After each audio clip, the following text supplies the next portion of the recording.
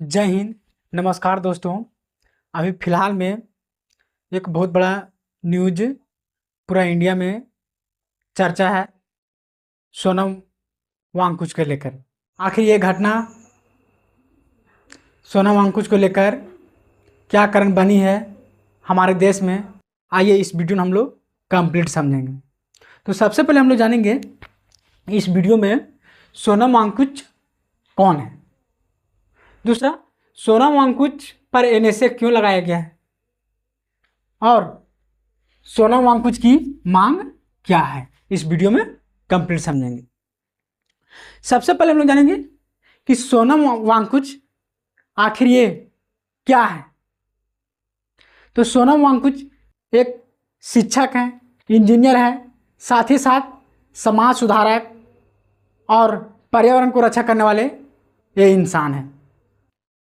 इनके अंदर कूट कूट कर देश प्रेम की भावना इनके सीने में भरे हुए हैं और लद्दाख के लोगों के लिए आज़ादी की लड़ाई लड़ रहे हैं। इसी बीच हमारे सोनम वांगचुक ने लद्दाख के लोगों के बीच प्रदर्शन कर रहे थे,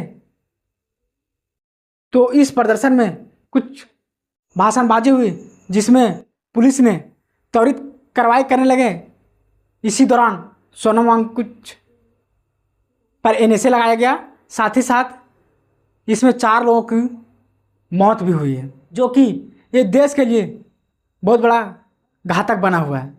सोनम वांगचुक अभी भी जेल में है और वे सोशल मीडिया के थ्रू से लोगों को बता रहे हैं ये 4 लोगों को मौत का कारण हमारे लद्दाख के लोग जानना चाहते हैं। अभी भी हम जेल में रहेंगे, हमें कोई इतराज़ नहीं है, हमें कोई दिक्कत नहीं है, बट ये 4 लोगों को संवैधानिक कानून के तौर पर इन्हें जांच होना चाहिए। तो ऐसे लोगों पर भी एनएसए लगाकर देशद्रोही साबित करना चाहते हैं ये निकम्मी सरकार।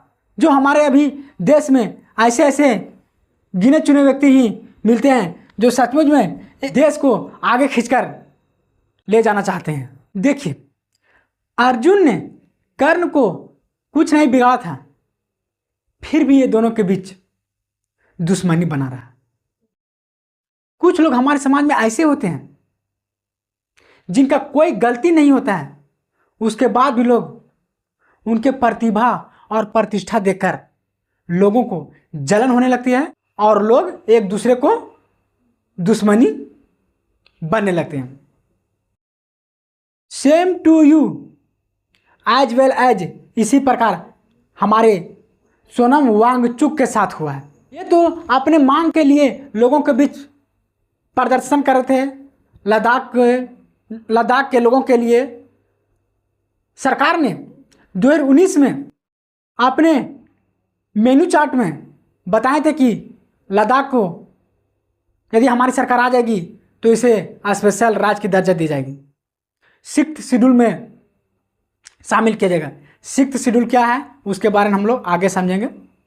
फिर भी सरकार अपनी बातों को दबाकर और हमारे सोनम वांगचुक को एनएसए लगाकर जेल में, राजस्थान के जोधपुर जेल में डाल दिए हैं। देखिए, एनएसए पुलिस कमिश्नर लगा सकती है, या तो डीएम साहब लगा सकते हैं, या राज्य सरकार। एनएसए वैसे लोगों पर लगाया जाता है जो देशद्रोही हो, देश के खिलाफ बातें करें और लोगों के बीच हिंसक हो जाए, जिससे देश के लोगों को नुकसान हो। वैसे लोगों पर एनएसए लगाकर सरकार निपटा देती है कि आप 3 महीना अभी जेल में रहिए, फिर अगला 3 महीना होगा, फिर सरकार को मन करेगी कि नहीं इसे फिर से टाल दिया जाए, फिर 3 महीना रहेंगे, फिर सरकार को मन करेगी फिर से इन्हें 3 महीने रखा जाए। तो ऐसे करके उन्हें लगभग साल भर तक निपटा दिया जाता है। लेकिन हाँ, साल भर के अंदर उन्हें सरकार को भी जवाब देना होती है, और ये इसमें कोई प्राइवेट वकील आप शामिल नहीं कर सकते हैं जिन पर एनएसए लगता है। इसमें केवल सरकारी वकील उसे निपटारा करेंगे। तो ये होते हैं एनएसए का सिस्टम। एनएसए जिसको शॉर्ट में हम इसका फुल फॉर्म होता है नेशनल सिक्योरिटी एक्ट, हिंदी में बोलते हैं राष्ट्रीय सुरक्षा कानून, शॉर्ट में इसे रासुका बोलते हैं। ये 1980 में इसे बनाया गया था। 24 सितंबर 2025 को सोनम वांगचुक और उनके प्रदर्शनों ने लद्दाख में प्रदर्शन करते हैं। इसी बीच पुलिस आई और लोगों पर एहसान जताने लगी। इसी दौरान 4 लोगों की मौत भी हुई। पुलिस और प्रदर्शनकारियों के बीच झड़प हुई। इसी दौरान 4 लोगों की मौत हुई और यही वजह से सोनम वांगचुक को एनएसए लगाया गया। और इस प्रकार 26 सितंबर 2025 को पुलिस ने सोनम वांगचुक पर एनएसए लगाकर राजस्थान के जोधपुर जेल में डाल दिए। देखिए, सोनम वांगचुक और उनके प्रदर्शनकारियों की 4 मांगे थी। 4 मांगे क्या क्या थे? सबसे पहले लद्दाख को स्पेशल राज्य की दर्जा दिया जाए। दूसरा, संविधान में लद्दाख को 6th शेड्यूल में शामिल किया जाए। 6th शेड्यूल क्या है, कुछ ही देर में इसके बारे में हम चर्चा करेंगे। और तीसरा, लेह और करगिल ये दोनों जिला है और दोनों के लिए अलग अलग लोकसभा की सीटें की मांग थी। और चौथा, लद्दाख के लोगों के लिए सरकारी नौकरी के लिए आरक्षण की मांग थी। ये 4 चीज़ें सोनम वांगचुक और उनके प्रदर्शनकारियों की मांग था। और ये मांगे जब पूरा नहीं होने लगे तब इनके प्रदर्शनकारियों ने पूरा तरीके से प्रदर्शन करना शुरुआत कर दिए। इसी में एक घटना पूरा रूबरू होने लगा। और ये सचमुच में देखा जाए तो लद्दाख के लोगों के लिए ही मांग थे। अब हम लोग जानेंगे 6th शेड्यूल क्या है, उसके बारे में हम समझेंगे। देखिए, 6th शेड्यूल में इसमें एडीसी यानी कि एडीसी इसका फुल फॉर्म होता है ऑटोनोमस डिस्ट्रिक्ट काउंसिल, स्वायत्ता जिला परिषद। देखिए, इसमें क्या होते हैं, 6th शेड्यूल क्या है उसके बारे में अब हम लोग समझेंगे। देखिए, हमारे देश में 28 राज्य हैं और लगभग सबका अलग अलग सोच विचार, अलग अलग विचारधारा है। तो सरकार को फिर से सरकार बरकरार बनाए रखने के लिए जनता की बातें सुननी पड़ेगी और समझनी पड़ेगी। और नहीं समझिएगा तो आपको उठाकर हमेशा के लिए रिजेक्ट मार देंगे। तो कुछ ऐसे बातें हैं जो पूरा राज्य लेवल पर नहीं, डिस्ट्रिक्ट लेवल पर जनता की बातें सरकार को माननी पड़ेगी। एग्जाम्पल से समझिए, तमिलनाडु का एक खेल है, खेल का नाम है जल्लीकट्टू।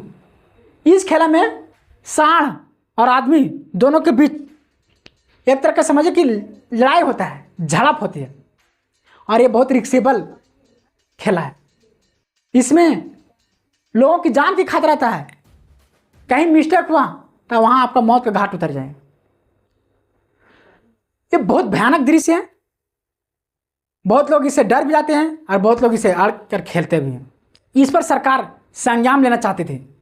सरकार ने सोची ये बहुत बड़ा दर्दनाक खेला है, इससे लोगों को मौत की घाट उतर जाती है। इससे सरकार सोची एक खेला पर हम बैन लगाएंगे, बंद करेंगे। वहाँ की जनता सरकारें को उल्टा खिलाफ कर ली, यदि आप इस खेल पर बैन कीजिएगा तो अगला बार आपको यहाँ से हम लोग हटा देंगे। सरकार को ये बात माननी पड़ी और फिर से पुनः एक खेला लोग अभी भी खेलते हैं और जारी है। तो कुछ बातें ऐसे होती हैं कि लोगों के अनुसार यानी जनता के बाद छोटे लेवल पर, बड़े लेवल पर नहीं सुनना, सरकार को सुनना पड़ता है।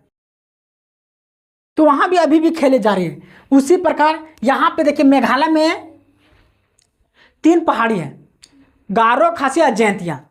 हम लोग के समाज में यदि देखिए हम लोग के यदि कोई नाम पूछे तो हम लोग फटाक से हमें पापा का नाम बताते हैं। लेकिन खासी के लोग, खासी पहाड़ी के लोग वहाँ पे मातृ सातवां यानी कोई वहाँ के लोग नाम पूछे तो अपने मम्मी के नाम से लोग वहाँ पहचान बनाते हैं। तो ये कुछ कुछ स्पेशल मांग है जो सरकार को सुननी पड़ती है, और नहीं सुनिएगा तो आपको पुनः रिजेक्ट करके भेज दिया जाएगा, क्योंकि विधानसभा का चुनाव आते रहता है हर 5 वर्ष में। आई होप तो आप लोग को ये वीडियो कैसा लगा, आपने राय कमेंट बॉक्स में जरूर दीजिएगा। मिलते हैं किसी नेक्स्ट वीडियो के साथ। जय हिंद, बहुत बहुत धन्यवाद।